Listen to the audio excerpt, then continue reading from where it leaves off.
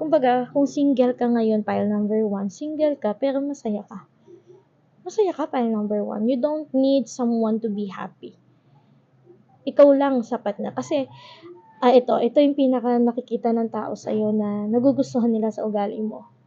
Yung you love yourself talaga. You know your worth, yon. Alam mo yung halaga mo, pile number 1.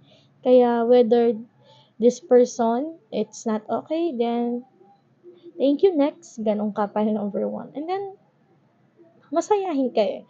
No, hindi mo masyadong, hindi mo siniseryoso in a way, no?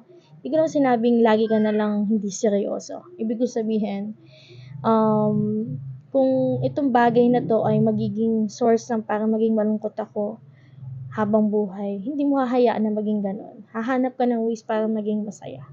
You're so happy. I think ngayon, pile number 1, single ka eh. Siguro, pile number 1, single ka ngayon pero you're happy.